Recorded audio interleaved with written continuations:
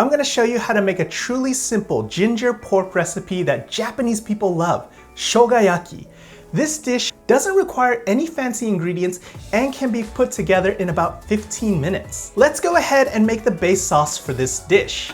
Mix together some soy sauce, sake or cooking wine, sugar, and grated ginger. You can of course use minced ginger as well, but make sure that you mince it finely or you may end up with some little fibrous bits that may be unpleasant to eat. Now mix everything together and let's get started with our pork.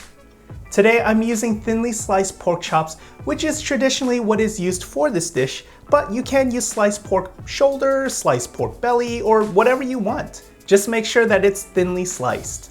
Now I'm laying my pork flat and I'm seasoning it with salt and pepper, and then adding a bit of potato starch on top and rubbing it in.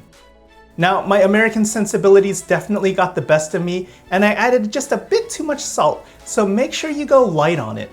Also, you can use cornstarch instead, but definitely don't use flour. You want to make sure that you go a bit lighter on this as well, or else you'll get a gummy, slimy texture on your pork in the end. Now, if you're using sliced pork, you can go ahead and mix everything in a bowl, which will be way faster than doing it slice by slice like I am. When you're all done with the pork, slice half an onion into thin slices and you are done with the prep. Now over on the stove, I've got a non-stick pan and I'm cooking the sliced onions with a bit of oil. Now these will cook until they turn slightly translucent, and then we're gonna take them off the heat.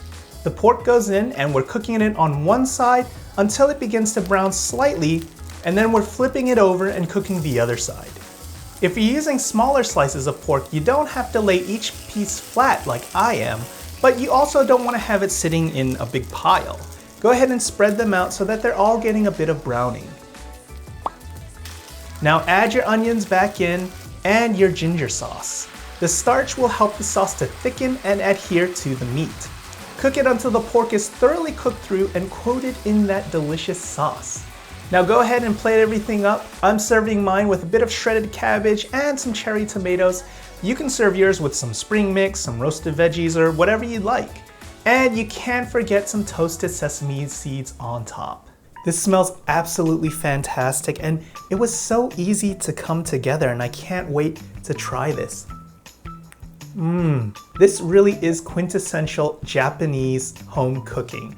It is simple, it is delicious, the pork is tender, it's juicy, and it has just a really nice, savory, sweet, gingery glaze on there. It is the perfect 15-minute weeknight dinner. Please hit that thumbs up, subscribe, and hit that notification bell for more delicious videos.